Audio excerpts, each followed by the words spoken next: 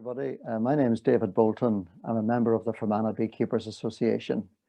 The association has about 100 members, drawn mainly from County Fermanagh, but also some from the surrounding areas, and is a very vibrant and enthusiastic association of beekeepers.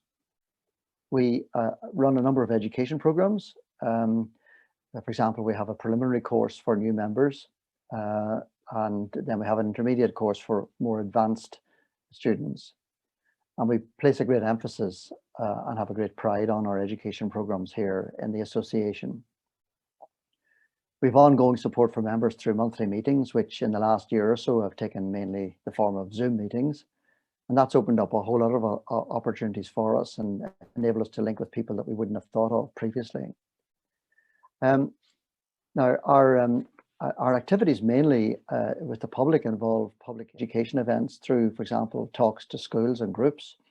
We also turn up at public events like, for example, the National Trust Craft Days and a honey show at the Florence Court. And indeed, our relationship with the Lough Erne Landscape Partnership has opened up other opportunities for speaking to large groups of people. For example, the primary schools events at Share in 2019. And these always attract great interest, and we've put a lot of effort into trying to pull together educational resources. And the partnership has been very helpful for us in that regard, helping us to obtain various presentation materials, including a demonstration hive where we're able to bring along a real hive of bees into safely into a public setting for people to see bees working in action. The production of honey is one of our main aims, but not our sole aim. And we are concerned about the pressure that bees are under. The bees are what we might call a sentinel species. And if we see the honeybees under pressure, then we know there's things of greater concern in the wider environment. The same could also be true of bumblebees to some extent. And the reason why they're so important for that purpose is because they're very evident and very apparent in the public mind. But other species also play a big part in pollinating our flowers and our fruit trees. For example, the butterflies and moths play a huge part, as do a lot of other solitary pollinators like solitary bees and hoverflies. Our relationship with the Lough Erne Partnership has opened up the opportunity for conversations with others who are concerned about the environment and particularly about the role and the pressures on pollinators. So we formed the Lough Erne Amazing Pollinators Group, which is made up of the Butterfly Conservation, Bug Life and the Fermanagh Beekeepers Association. And that's been a very interesting forum for conversations about how we can both protect what we have, but also try and row back on the losses that we've incurred. And we're all very pleased to see, for example, the local council and Ulster Wildlife putting up notices encouraging public bodies and private landowners not to cut grass verges, for example, as a way of allowing the wildflowers to flourish and therefore be a source of food and nectar and pollen for pollinators and other insects. The relationship with the partnership has been very important for us, apart from the practical supports which we have provided, benefited from. There's also been that wider connection with other groups.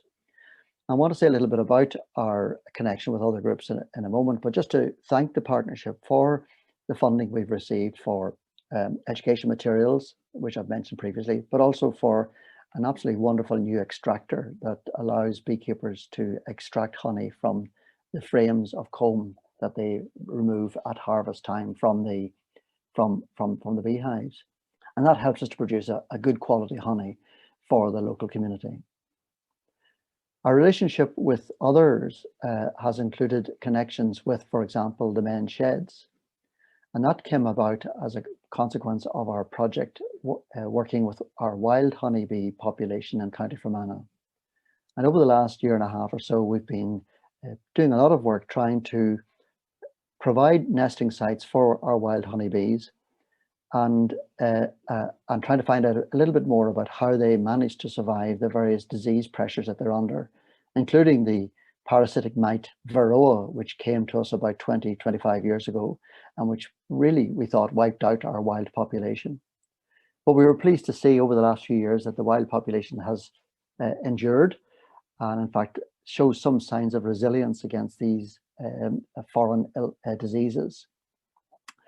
Bees normally form nests in hollow trees, and here I've got a tree log that was given to me by another beekeeper a short time ago. I'll have to stand up for this. And here you can see a hollow tree, and I hope to turn this into a home for bees in the near future. And hopefully later this year we'll have a swarm go into that. We've been making our own artificial hollow tree logs in the form of these huge big boxes. And here's one here. You can't really see it all, but it's about 1 meter high. And inside we put a series of wooden pieces here so the bees can build their combs down into the box. And we also have supports for the honeycomb here. At the back you can see the entrance through which the bees will come. At the top we've got a space for a sensor. This is the sensor that we're using. It measures temperature and humidity, and it will be placed in here, surrounded by insulating wood shavings, and then we put them up on trees. And we have at the moment about 16 boxes, and the most recent 4 were made by the men's shed at Drumcoo. And we're very pleased not only for the boxes, but also for the interest and enthusiasm that the men's shed has shown in the production of those boxes. And through this work, we hope to find out more about our wild bee population.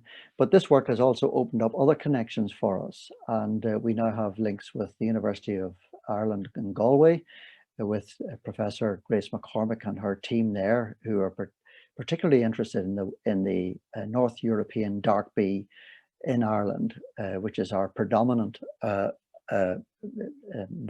species of bee here in Ireland.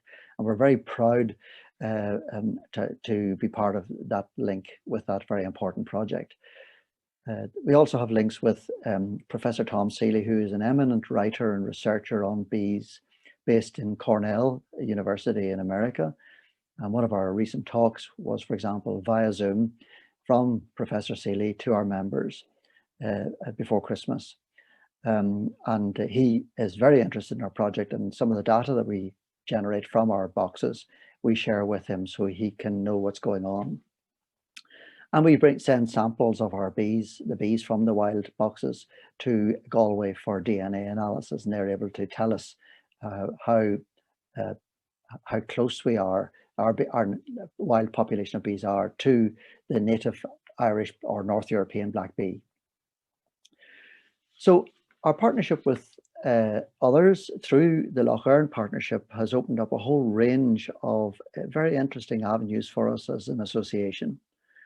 We're very thankful to the partnership for its interest in our work and for facilitating the connections that we now have established. And we look forward to working with the partnership and other organizations to try and protect what in Fermanagh is a very valuable but under threat biodiverse landscape. And we need to pay attention to the losses that are happening before our eyes and try to recover some of the ground that we've lost over the last 50 years. I remember as a child on a farm over 50 years ago, the curlews in the back field, the hares in the long grass, the yellow rattle in the field, and we thought nothing of it. And now those things are virtually all gone. And we've got to try and undo the damage that's been done over the last few years. And I think through the partnership and through our links with others, we'll be able to make a contribution to that. So thank you very much indeed.